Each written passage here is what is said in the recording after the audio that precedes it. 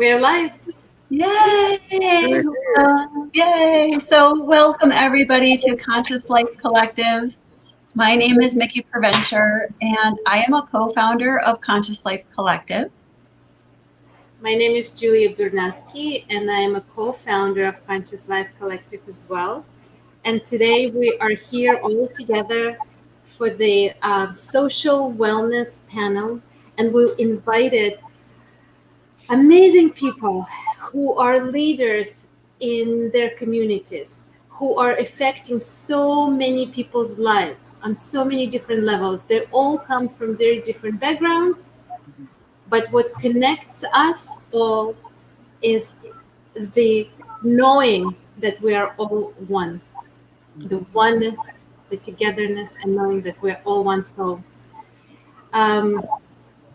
So just a side note, we were supposed to have one more person joining me, Russ, but he was not able to. He wasn't feeling well, so he will definitely join us next month. But that's it. We're doing it together, and I'm so excited to first introduce the lady, of course. And Cheldin, I have to tell you, Cheldin is someone who is, I will be reading, but I will also speak from the heart. Cheldin is an amazing soul, beautiful woman. She's a powerhouse. She created this, like a few different brands, and she's a CEO of IG Creative and the executive producer and a host of This Is It TV with Cheldin, Barlatt, Rumer. She spent like decade creating and managing, executing strategic grassroots marketing campaigns for clients within an array of various lifestyles and industries. She is like what Cheldin does. She creates a platform for people to tell their stories, to be seen, to be connected. So she has a few different brands, and one of them, the big one, is the she recently launched This Is It TV, This Is It Network, where they're producing additional online programs and highlighting and captivating hosts and their businesses. And it's a global interactive digital TV network, and it connects remarkable women to inspire and with amazing stories that they have to tell. Did I miss anything, Cheldin? Did you want to? That's plenty. That's plenty. That is plenty. No. I'm happy to be here. Thank you so much for having me. I'm looking forward to this conversation. Beautiful. Thank you. And now I have the honor to introduce Sammy Simpson, who we have worked together before with on our Conscious Life Collective collaborative efforts. And Sammy is famous for communicating his ideas about listening to free up your self-awareness, yes, and to ignite creativity and to leave safety, which we were just talking about, leave safety behind to be able to experience alternative reality, being here and now. He is the founder of Tuned In Corporation and a creator and curator of the Just Show Up, right? Kind of a play on words. He has a weekly series to uplift, inspire, and explore with no other purpose than that on Wednesdays at noon. He does feature conversation starters that co-create with other fascinating people who visit a virtual clubhouse, kind of fun, to ignite creativity in unlimited ways. A production of his company, Tune In, that builds wisdom, development, experiential media, and self-centered leadership for high-worth dreamers. But you can learn more about that by visiting jsuclubhouse.com or tunedincorp.com, and we'll repeat all of that at the end. We'll put it in the chat as well. And so with that, I'd like to introduce Sammy Simpson and welcome you to our chat this evening. Hi, everyone. So good to be back. So good to see you all. I'm so grateful to be here, and thank you. You're welcome. Thank you for joining us. Thank you, Sammy. And I have an honor to introduce Leslie Spalding. And again, I'm going to do all of the official introduction, but from the bottom of my heart, I want to tell you how kind, how strong, how beautiful this person is. Leslie is affecting so many lives, but most importantly, he's touching lives of the new generation. He's a teacher and a coach. He works with kids of different ages. Not only that, also for the past over 15 years, Leslie is teaching meditation and mindfulness. He's facilitating these disciplines. And you have to understand that this is a man who has been a professional basketball player for the 17 years of his life. So implementing meditation, mindfulness, and visualization to connect with the universe and to improve his athletic performance is something that he's passing along to other people as well right now. So he's teaching people to connect with their own inner voice that allows them to focus on the present moment and to have more compassionate view on the world. And I can testify to it. We've had a number of conversations, and Leslie always sends love and love again and love again. And if each one of us can do it, the world would be different. So he's teaching it, he's passing it along. So for the past 15 years, he's been teaching and coaching an independent school system, different grades from K to 12 in the United States. He also teaches Spanish, physical education, music, and coaching, and he educates his students and players with meditation, mindfulness, and visualization. He also leads adult meditation and mindfulness with visualization workshops. And besides that, Leslie is also a guest facilitator for Community Mindfulness Project in New Canaan, Connecticut, right? I hope I pronounced it correctly. And the founder of the world music band Sangha and the nonprofit organization Lakesh, right? Lakesh? In Lakesh, right? In Lakesh. What does that mean, Leslie? It means I am another you. So my greeting for I am another you. All right. This is our connectedness. There you go. Connectedness. So welcome, Leslie. Thank you for joining us. We're very excited to have you here today. Thank you so much. Yeah. So grateful to be here. Yes. And so the consciousness today is connectiveness and oneness. This is what we are putting out in the world, and this is the energy that we're sending out to the world, to all people who might need it. And you can think of anybody who you want to share it with, and just keep that in space, because the most important thing, whatever we create, whatever we generate, we give it back and share. So the conversation, Mickey, do you want to talk a little bit about why we decided to do this panel this way? Sure. So I feel like Julie and I have had so many different conversations about, we're living in unprecedented times that are really challenging us and testing our humanity, and that we're watching things unfold, like we're writing history, and that we're creating a new world. And, people refer to it as the new normal, but there's nothing normal about it.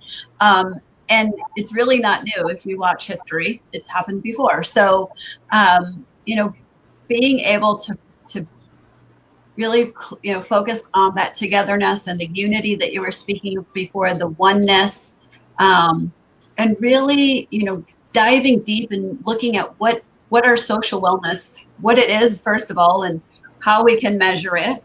And then maybe even looking at how we can improve that, or ways that, that leaders in our industry have talked about and are known to be positive in our impact in being able to improve our social wellness. Yeah. And another thing I wanted to add is that we are all witnessing history to unfold. Mm-hmm. And we are all part of creating a new world. And it is up to us to create it. That is why we think it's so important for us to open these conversations, to hold the space for these conversations, and to infuse, how do you say, I forgot the word in English, forgive me guys, there's a better word for it, but intercept, initiate people to think that each one of us is responsible, and know that each one of us makes a huge difference in creating this world. And what this world is going to look like for our children and grandchildren is up to us today. So the first question is for our panel is, what does social wellness looks and feels like in your view, in your world, through your eyes? Who wants to take it? Cheldin, yeah. You know, I'm not shy. Even not thought out, but not shy. I think for me, as an entrepreneur, I was pushing out, right? Not very much receiving, pushing out, head down. As a minority, I'm immigrant. I was born in Sierra Leone, West Africa. You know, I come from this rich West African heritage within the four walls in which I was able to be raised in a blessed household, and really focused as a professional and building my business as a professional. And even in my youth, I was a Division I athlete, so there was that piece of it as well, and the ability to kind of manage everything head down. So be happy to be in the room head down. Be happy to have these scenarios head down. I'm going to keep charging forward head down. We're okay in these four walls head down. And then now, I think what COVID, as well as the unrest that we are living in right now, has forced me to live head up. And that is really about, what is my contribution going to be? No longer storming through, but really participating in the space. And I think that I have always had a sense of patience for ignorance. And when I say that is, I'm more concerned about where it is coming from and where the source is than reacting on the action of it. And a lot of other people aren't as patient, right? And I think that that is my gift as well as my contribution, because I don't believe that movement happens in speeches. I think movement happens in conversations. And so my goal is to be part of conversations that lead to change. And that's only if I'm willing to participate in the conversation. So the social, interactions that we'll have will change if the conversations change, which means that we have to get comfortable being uncomfortable and be willing to have those conversations. Now, not to say that all the interactions will be beneficial and or even productive, but the step that I'm willing to take in this time, whether it be based on the health system, based on racial unrest, is to raise my hand and say, I'm willing to have these uncomfortable conversations, and truly contribute not only to my social well-being, but the social well-being of my children and those around me. Because truthfully, if the hardest thing I have to do in my life is have an uncomfortable conversation, I will take that over those who have lived before me. So I'm for that 100%. So that's my space. Fantastic. Something that's coming up for me in this conversation is, I feel like there's a little feedback. So, but I love tapping into the Akashic field all the time, and I wanted to share, as you were talking, Cheldin, a message that came through for me just about a month or so ago that I've been writing down was, everyone is now perceiving change by what they're saying, how they want to be, and what they want to do. We're all moving along in our own way. And it was interesting because the real message that came through was, the time of stillness was to connect you with the feminine energy. Without it, no one connects to the divine. A phrase getting you ready for divine masculine, taking action, but in the right way at the right time, for becoming what the masters and teachers call empowered. And it went on to say the real divine, that's the real divine masculine, being empowered. Otherwise, it's just the old-fashioned macho strategy of figure it out, make a goal and do it, which is dominant left-brain thinking, which isn't bad and can be useful, except this approach really isn't what the masters and teachers call inclusive.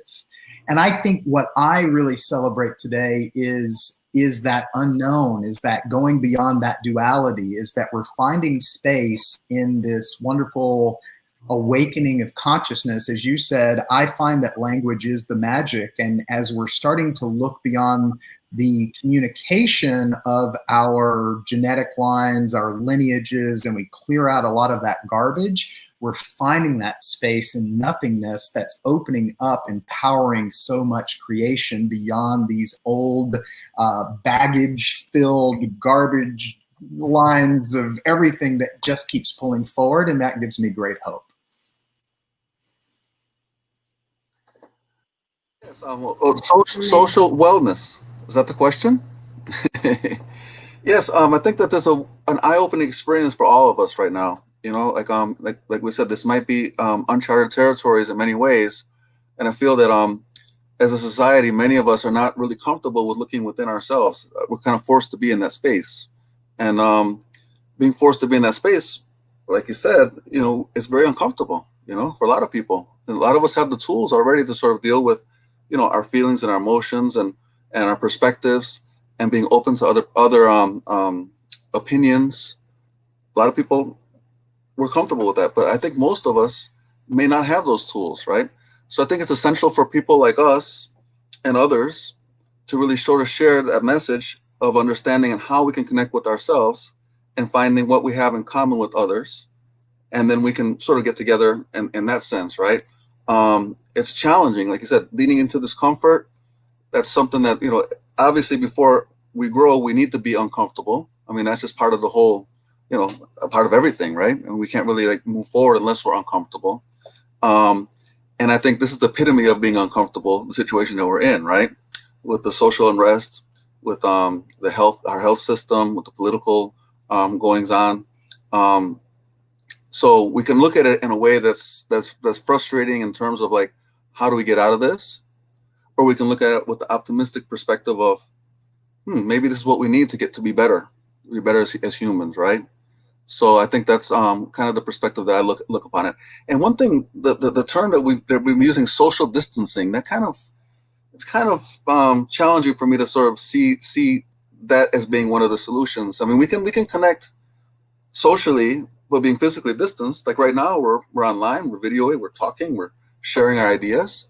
So I think maybe physical distancing, you know, I mean, we do need the physical contact as well. But social distancing, I think, is a very dangerous term to be using at this point. I think now is when we need to be socially connected more than ever, right? So that's the way I sort of see things at this point. I love 100%. I'm sorry, I had to unmute myself. Yeah. So it's interesting as you look up the definition of social wellness, it brings every single thing that you just talked about, but the ability to be who you are in all situations, celebrating diversity, becoming engaged with the people in your community, and you know, and being okay with not being okay. I think that's the biggest thing that we've all learned over this, is to just be okay with not being okay and figure out what that means. What's the action that needs to follow? Don't you guys, one of the things I love in New York City, living in the city, is that through the quarantine, through the indoor spaces not being open, I have really appreciated the fact that people are out in the community. They're sitting on the stoops. People are saying hello and good morning to you like they haven't in a very long time. And I feel that's such a positive evolution that's coming out of this time that we're living through right now, because, a lot of people just tend to, tribalism is very real, and people tend to jump into their tribes and go into their spaces and close the doors. To where what I love now is that I walk through my neighborhood and there's this wonderful mixing bowl of cultures that are suddenly sitting right next to each other and interacting and having conversations. And I just think that's just such a positive part of this. I love that, Sammy. It's beautiful. And I also wanted to add something, because Cheldin was saying something so powerful, and about being open to have conversations, because whether we realize it or not, we are very good at speaking or having a monologue. thinking that we're having a conversation. So one person is speaking here, another person, let me position myself in the, okay, another person is speaking here, and like so they're speaking, and it looks like they are on the same like level, but they're on the same level in a way that they never cross. It's not a conversation, it's two monologues or more than two monologues. So we are not having a conversation, we're speaking at each other or communities, and we're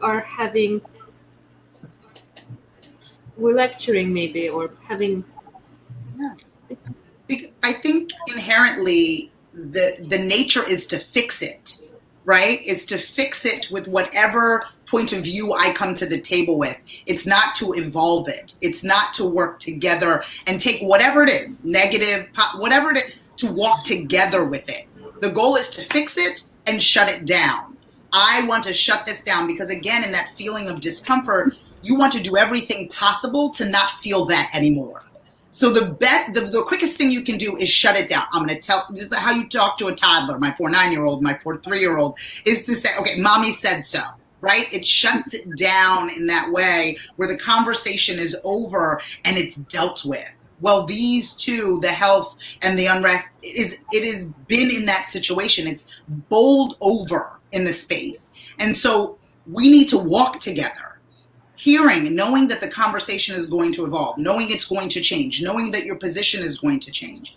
And so often in a lot of different movements and in general, there needs to be people who are marching and people who are moving.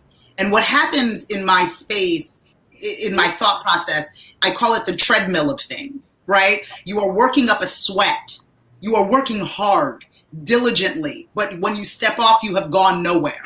Right? And so what does that look like? You are exhausted. You are fatigued with the thought of having another conversation and doing more work. But are you really moving forward, or are you just working up a sweat?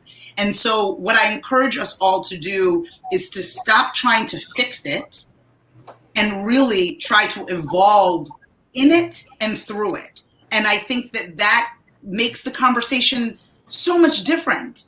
Right? You go into it with different intentions and you come out with it with a better understanding of the other individual, because that's really where it comes from. Misunderstanding, right? And not being willing to partake in that. And so that's my thought process on the conversation. Amazing. That's it. You know, I love kind of coming at it from a state of I wonder. Yeah. You know, we always say we open ourselves up to the big UPS package from the universe when we get out of our way. And I find that, you know, I had this beautiful message that others have heard when I've talked before. My mother came through to me with this beautiful idea of the life you love is the one you'll have. The love you give is so beautiful, like the best rainbow ever. Don't ever doubt your happy face lights up the world as it already has in so many ways. And I've come to integrate that into this feeling of delight that if you've ever seen, you talk about your kids, I have 3 boys of my own. If you've ever seen a child in pure delight or you've experienced it yourself, you've been in full presence. There is no other dimension at that time. And I find that my practice, and I fail often, but my practice is to try to be in a state of I wonder, which opens up that tuning in to the sending and receiving, and no longer being in that position to simply defend or explain, but I'm just here. And typically the things I could have never figured out in my mind tend to happen when I do that. And that's a great practice that I find in that, you know, surrendering every step to just what happens. I think that, you know, that's great. And it actually kind of leads us into the next question, which is wonderful. Thank you, Sammy, for that. I appreciate that a lot. And so our next question that I'd love for you guys to reflect a little bit on is, how are we able to create a genuine connection with the people around us, or maybe just the ones we're connecting with, not even in the same space, and be able to nurture relationships and balancing, you know, our own personal time. And we're not talking about, you know, jumping on Zoom and utilizing social media and those types of things, but we're talking about like beyond that, outside of that. And I feel like since Sammy just kind of led me into that, I don't know if you would be willing to elaborate on that a little bit. Sure. I mean, I think it's a heavy question, right? I mean, the way it came across for me anyway is that, I don't think there's a simple answer. I mean, what came up as you were talking, Mickey, was simply, again, I went back to just kind of a theme that's been showing up for me the last couple of days in my own meditations is just listen, is just come in. I created the Just Show Up, which is my weekly show, because I was in a meditation journey, and the message that came through was just show up, don't know an answer, or be anything first. And I honor that, and that's the idea of surrender every step, to understand that the way to learn and grow and evolve is to surrender every step. And, that's the best response I have. And I'm sure it's different for everyone on their own path, on their own quest, but that, it just reinforces to me to, my ego and my mind could never project the beautiful, amazing moment that will come if I just shut up and listen. Vulnerability. We just talked about that. Yes, and vulnerability, absolutely. A great theme this year has been leave safety behind. Be vulnerable, and I find a lot of times that even when I push through those nerves and those fears, is that's when the real evolution happens. Mm-hmm. Absolutely, yeah. Vulnerability and being surrendering, right? Surrendering, like being. Not trying to be in control at all times, at times, I was an athlete, and there's part of it is kind of like you gotta, like it shows weakness, I guess, to a certain degree, right? But honestly, like even in athletics, I mean, surrendering to whatever emotion you may be experiencing, and be able to see it for what it truly is will help you overcome it, right? So I think that part of what we need in the society right now, or what's being more evident, or what's being shown the most, is that being vulnerable is okay. Being vulnerable, showing your emotions, being emotional, obviously not having them take control over you, but understanding that you have them, it's okay. Because once you surpass those, then you can see that space that we're connected with everybody, right? That space of infinite connection that we have. We can see the similarities that we have with each other. You mentioned tribalism a little earlier, right? I mean, tribalism is another way to sort of separate us, right? Saying, well, I'm this, but you're that, so we're different, which makes me maybe superior, whatever. But why don't we look at what we have in common? And the only way we can connect what we have in common is by overcoming that ego, overcoming that sense of being different, right? And looking at what we have in common, our humanity, right? We're all human right now, correct? Right. So I mean, being vulnerable and surrendering to and trusting, what is to come as well. It's a very difficult sell, right? I mean, in general, I mean, it's very difficult to say, well, I surrender and I trust that everything's going to be okay, especially right now. It's a tough one. And I've gone through cycles of, honestly, I've gone through cycles because I'm a very, I guess, what's the word? Like the current events affects me tremendously, right? I want everybody to be okay, right? So I go through these cycles of what's going on, and then I'm like, wow, this is bringing this emotion rise in me, and then it's kind of counterproductive. But I'm saying no, but it's okay because I need to be feeling these things, and I feel like I'm a person that have my path and my journey that I can really overcome certain things and understand these things. But I don't think everybody has them, right? So I think it's very important for people like us to sort of like not only just be open to listening, but also to provide tools for them to be able to, for people to be able to grow with this, right? And people to be able to understand that it's okay to feel the way we feel, and to be a vehicle of change, not just like running on that treadmill, like you said earlier. What are the tools that we need individually? What are the tools we need in society, in our government? What are the tools that we need in the healthcare system, right? So, thank you very much for the vulnerability. Kind of made me vulnerable to say a few things that I need to share with you guys. Thank you. And I think the tools we need were there all along. If you had asked the same question, 6 months ago, that we wouldn't have had the same answer, because we wouldn't have recognized the tools that were already within us and within our environment, right? And we've learned so many things. Even just our social media skills have grown so much. But just to know what tools we have, it's brought us back to a vulnerable state to learn where maybe we just Right. weren't ready at that point before this to be learning or, able. Mhm.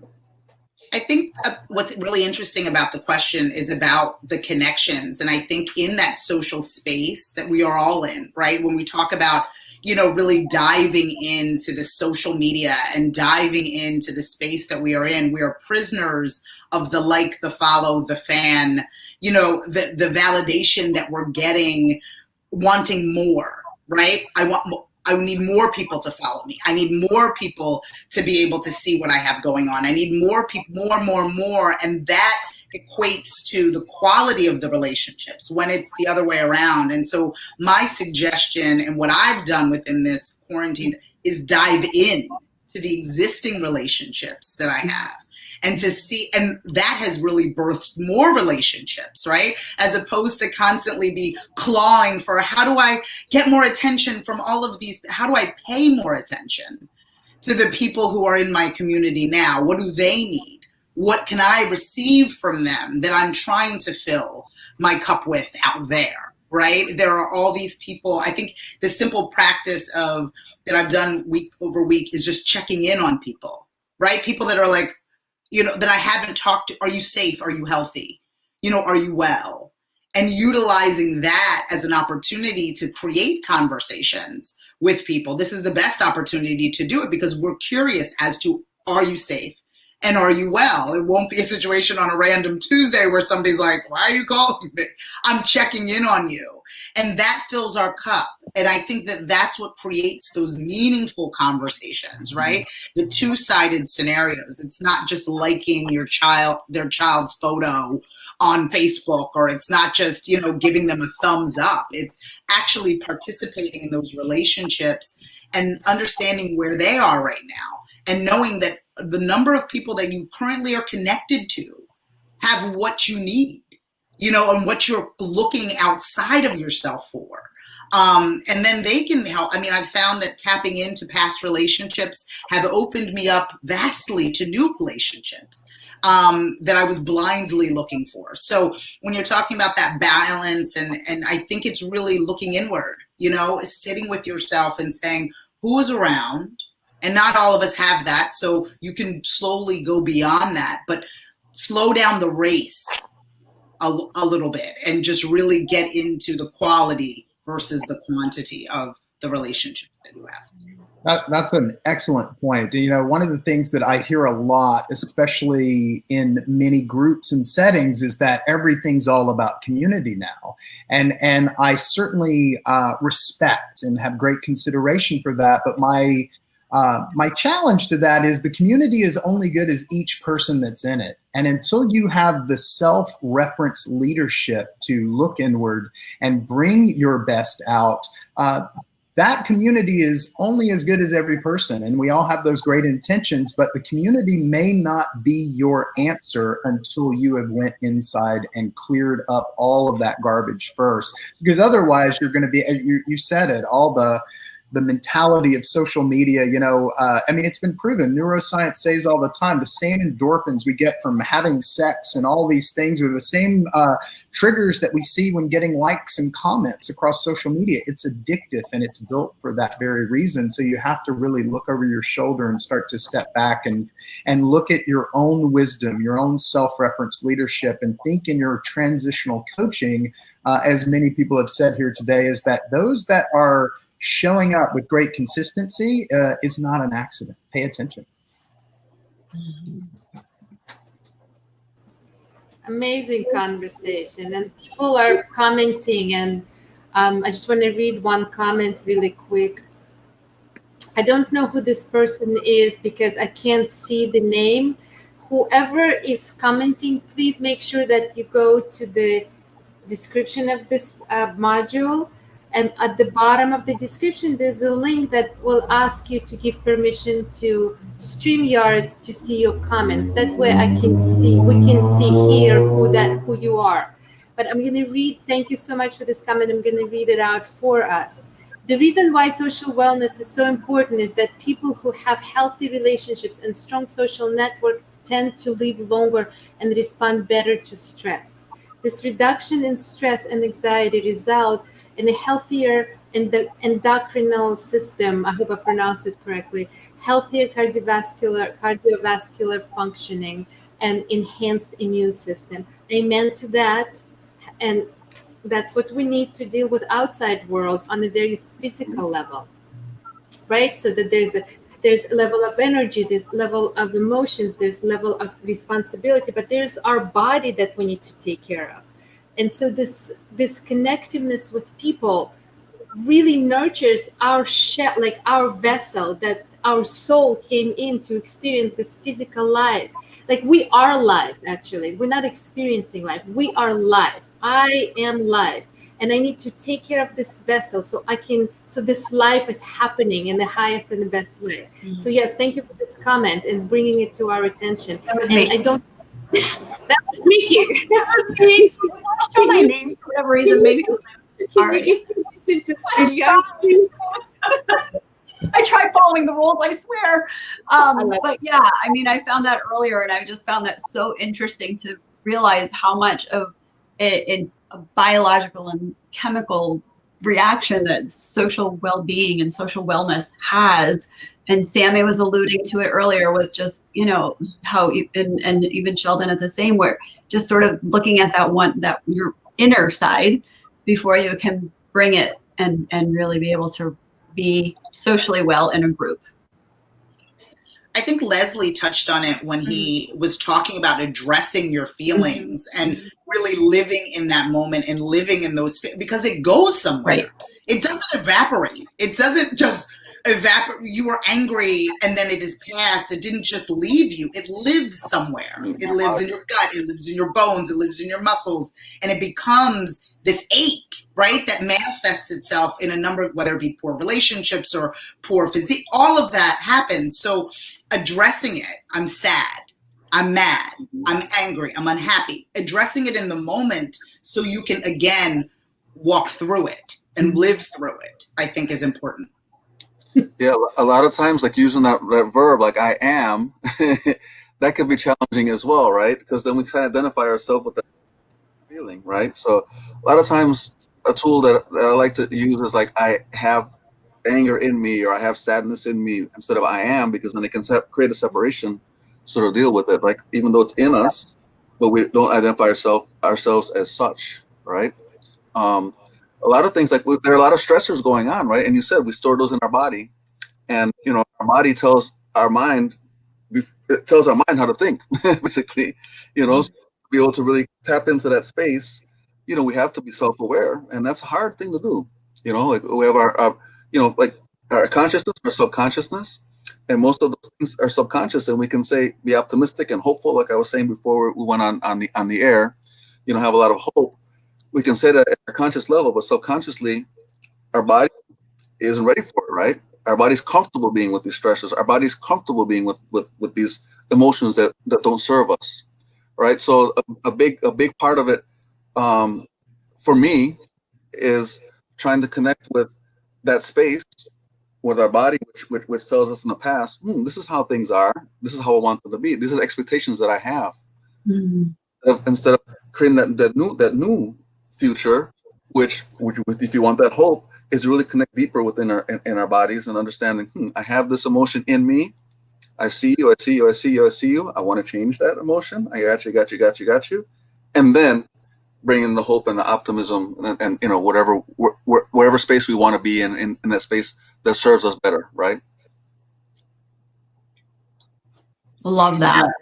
Yeah, that's really good. And, you know, I always think that all that we can really do is plant seeds, right? And that's really what we do day in and day out, moment to moment, second to second, is like, you know, what kind of seeds are you planting in yourself and in your world? And that's what is going to blossom. So just take a peek and be aware, and you'll see what you're planting. I love that, Leslie. I feel like I need that to be somewhere visible, like somewhere where I can go back to it often enough, because I know for fact, after speaking with so many people every day, that every one of us gets to the point where they can use that awareness, they can use that consciousness to realign, to ground themselves, and to be a person who makes better decisions, and be a person who connects with others on the highest level. So we are elevating our vibration of energy when we manage ourselves this way. So thank you for that. That was beautiful. May I bring our question number 3? Yep, we prepared 3 questions today. And I know that we want more, and we promise you we will continue, and we will let you know how to continue with us. But right now we have, I said it before, I'm going to say it again, these beautiful group of people who are leaders in their communities, leaders in their own lives. You can see how each one of our panelists thinks and shares with us how they perceive reality and how they enter the reality at the higher vibration, so that they can create change, they can create new world. So each one of you has a voice that is being heard. Your voice is listened to. So it's a responsibility on its own. And so how do you suggest that our community cultivates social wellness in their own environment, in their own community, in their own personal life?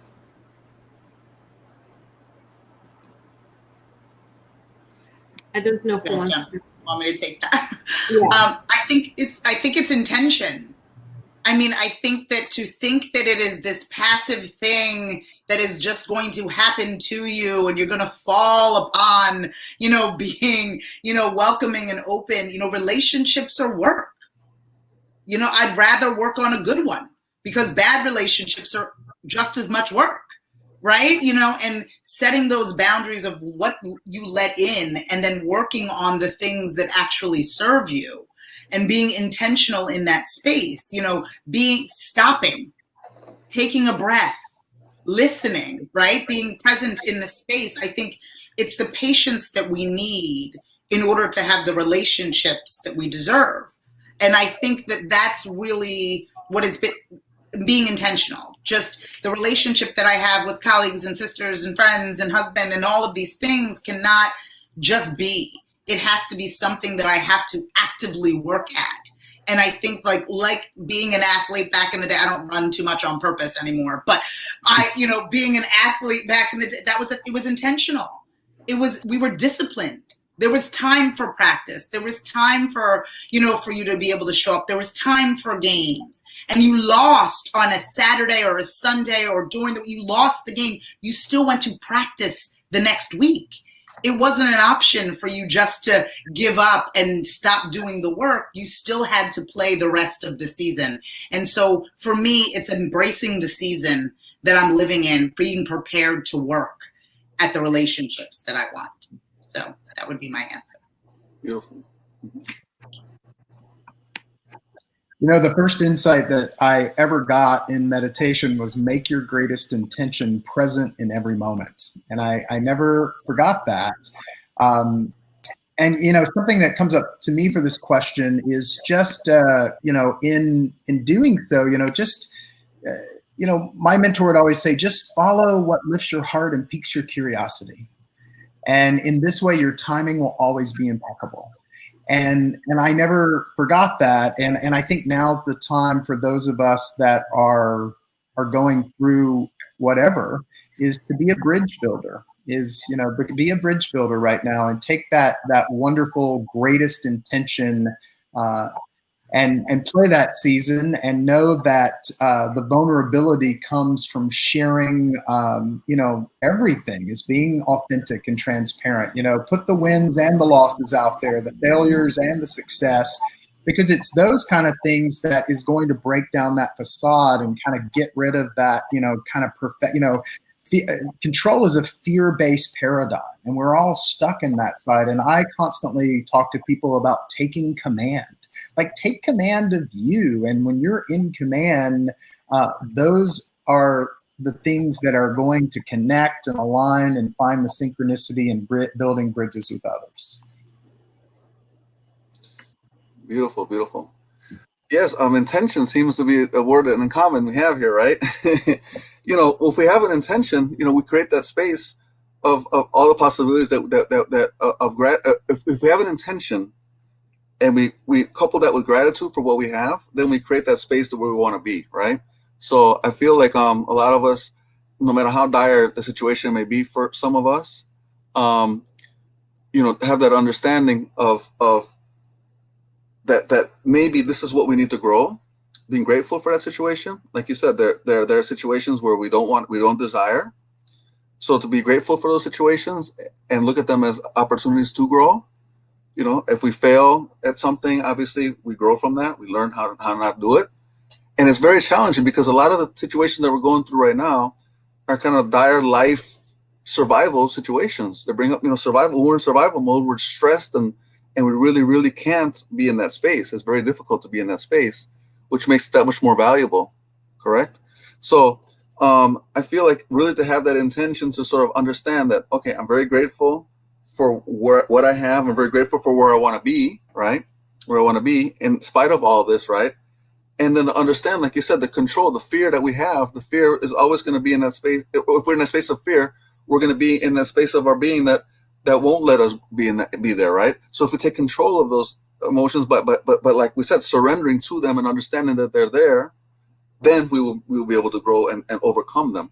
The problem is that we have, at least that I have personally and that I've seen, is that we try to fight. We try to fight those emotions, try to fight the fear.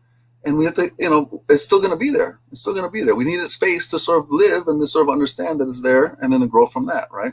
So I think the message that I would like to sort of share in that sense is, instead of just thinking of emphasizing and putting all our energy what we don't want, is to put our energy on what we do want. Put our energy on solutions. Put our energy on the space where we want to be. Put our energy put our energy on community, right? Where we put our energy is going to be the outcome of our lives, right? Where we put our energy. And it's such a challenge to put our energy in positive spaces because there's so much negativity bombarding us, right? But now, just like anything in the world, the things that are most difficult to attain are those that are most valuable, right? So we look at it as like, well, it's so hard. Well, that's when you really, really, really, really have to give it that much more value, right? So that's kind of the way I see things, and I like to share with people that in my community is, things are they're challenging, but yeah, it's very valuable for us to be able to overcome them, right? So we'll work at it. We'll work at it together. I think you're right. This whole situation has just been a gift. Mm-hmm. It's just got a really strange bow on it, but it's been a gift that none of us asked for. Mm-hmm. But I think so many of us are going to reap the rewards from the effort we put into it. If you put no effort into this time, then your results will be very different. Just, one of the things that's coming out as Leslie, you and Mickey were talking, is that love every part of you. Those mm-hmm. things that show up that are bad or not bad, we only classify them that way. It's right. For me, it's my teachers would say, make it an awaking meditation. Like if you ever mowed the grass or washed the dishes where you're just doing without thinking, they're like, that's kind of the way to go about it, and realize that, there's nothing to overthink, which, I do all the time and build so much anxiety about it. So, I'm saying this with not always practicing what I preach, but, a very powerful moment was when I just looked at those, what I would classify those dark sides of me or bad parts of me. And I realized they have a purpose, and I love them for that, because without that, every step would not have brought me to now. And this would be a very different experience. And I think, that's the great surrender, is that every step has brought us to this precise second. And boy, isn't that something to celebrate? Just in, just like all life, we create life. And what a power. It's beautiful. It's beautiful. It's a beautiful thing. And I think, for all of, this conversation is just glorious. And I think, piece of kind of takeaway is the prioritizing your peace and prioritizing your participation in your life, prioritizing your joy, prioritizing, because please, we'll make excuses for doing and the ability to do things that we no longer needed. And COVID taught me what I did not need, what was not a necessity, because I was functioning as if these things, these extra things, expenses, all of those things were necessity in my life when I am living and thriving without those things, and therefore have prioritized other things in that place. And then, the racial unrest has really taught me what I'm willing to condone, what I'm willing, and the conversations that I'm willing to participate in that I otherwise wouldn't have. So when all of you are saying that this is a celebration of the way in which you communicate and the relationships that we can build, and, just prioritizing your piece in that way is a suggestion that I have. Nice. Amazing. Oh my God. I want to add one more thing, guys, to what Leslie was saying. Yes. I'm always speaking energy, right? Mm-hmm. So I loved every word, Leslie, that you said about being responsible and how we use our energy and where we place our energy. I want to add one more thing. It's not only the energy, but also the thoughts, because thoughts are energy. People forget to think about thoughts as energy. Yes. So every thought we have plants seeds for the reality we create. Thoughts are energy. So our reality starts, words are super powerful. Words are so powerful, but thoughts is a seed level.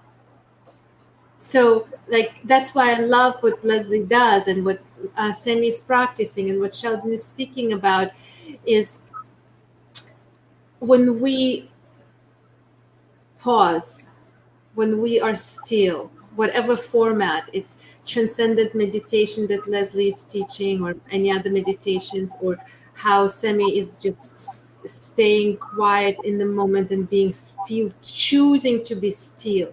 He is by being still, he is creating reality. By Leslie going deep into his meditation, he is creating the reality, that energy I receive, even if I might be far away. I receive that energy. I receive that seed level. I receive that reality. That happens if each one of us, and how Cheldin is choosing which conversation to participate. She is choosing her thoughts, not just conversation, not just words. So I just want to bring it all to us, to our consciousness, that we are creating world, and we're creating on the level of who we are being before doing anything. So the conversation today, the most important conversation today that I see is, who are we being as a human race? Who are we being as individuals? Who are we being as part of the community? How do we connect? But connect not at the level of doing, but on the level of being. Love it. I think this deserves another round, and we're coming back in September. And we promise you that we will create space so that people can ask questions, because we went a little bit over the time that we thought, but this is conversation that deserves every second and every piece of space that we can give it. And we will create space where we can have more exchange with our audience, because everybody is very active and commenting, and which means that we are touching souls. We're touching our conversation is touching what's important. And another thing is, this is an example of conversation, not monologue. Yes. Yes.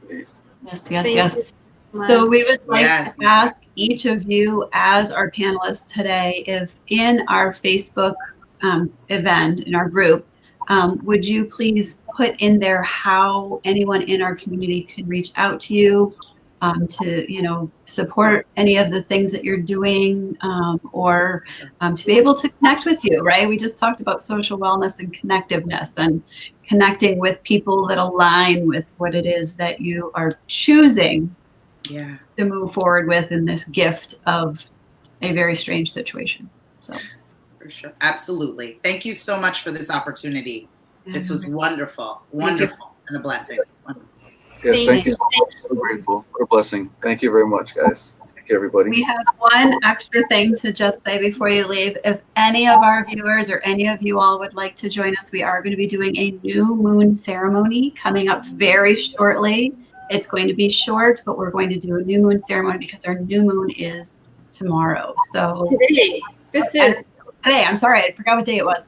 So today. talking about energy, right here, we are talking about energy, and so our new moon is today. It's almost here because it's almost dark in my house.